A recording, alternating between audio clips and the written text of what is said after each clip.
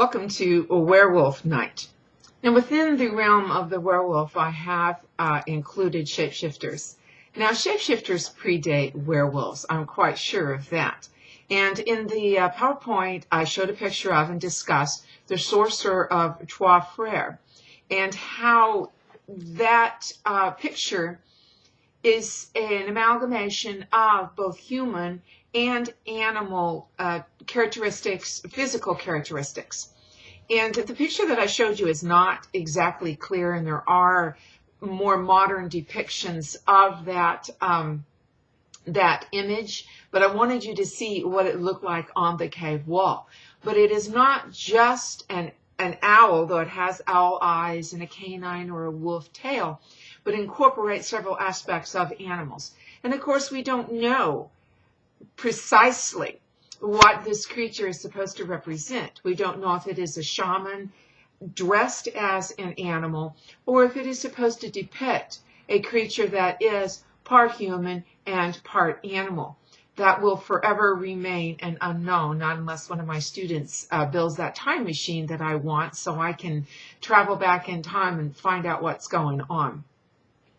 But we do have evidence of animals and humans sharing characteristics, even in the Paleolithic and the Neolithic. But fast forward into Egypt, in one of the first recorded mythoi that we have, or mythos, I guess I should say. Within Egypt, there are a lot of deities who are anthropomorphic. And of course, that means that they, humans sharing attributes of animals. Sometimes it means giving, well, and I guess it's real, it means giving human characteristics to animals. But within the pantheon of the Egyptian deities, you have Anubis, who is human from the neck down, but has the head of a jackal. You have Toath, who has the head of an ibis, a bird. Bast, who has the head of a cat and the body of a woman. And there are others as well. Sometimes Toath is shown as a baboon, not necessarily as a man with a baboon head, but nevertheless, animal-human characteristics. Why? The best theory that I've heard about this is that the Egyptians took those attributes of the animals that they admired. So if a baboon represented knowledge, and it did in ancient Egypt, you have Toath, the god of knowledge, being baboon-like. Cats were worshipped in Egypt because they ate rats, and rats ate the grain.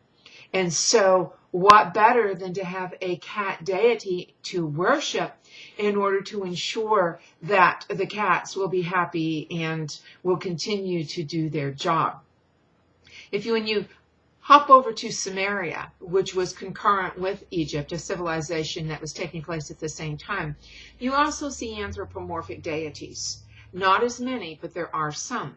But as we progress onward into more modern times, anthropomorphic deities become fewer and fewer.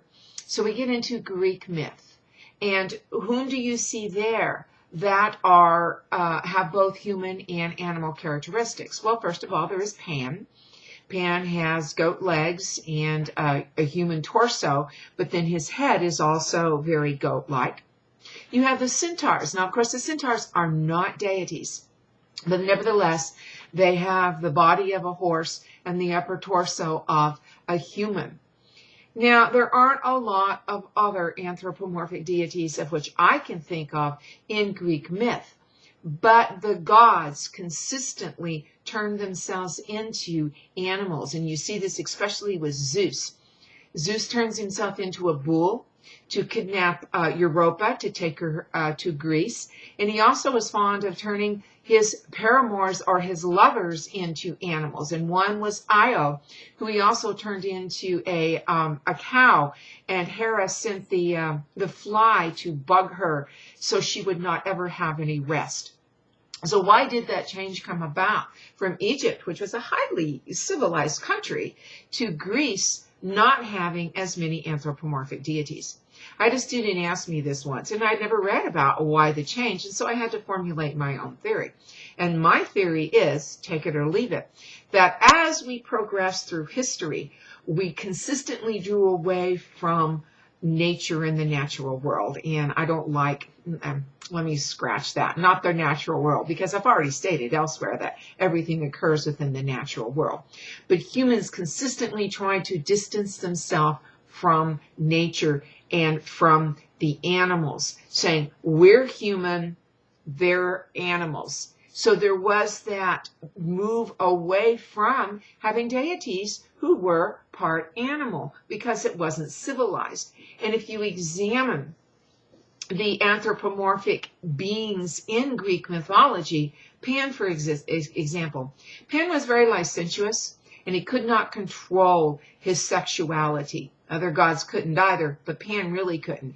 And the problem is with poor Pan and the other satyrs is that they were very licentious, but yet they had a lust for human women and goddesses, and it wasn't reciprocated. Likewise with the centaurs. You do have civilized centaurs. For example, you have Chiron, who is a doctor and is very civilized. But the other centaurs, they are also very licentious and given to doing things that they shouldn't be doing. Historians theorize that the myth of the centaur arose from the Aryans coming into that area that is now Greece, but Pelasgia as first. And these people had never seen anybody ride horses. And the Aryans were not known for being extremely polite. So perhaps the myth of the centaur is historical allegory for the Aryans, the people on horseback, who rode in and just wreaked havoc on the populations there.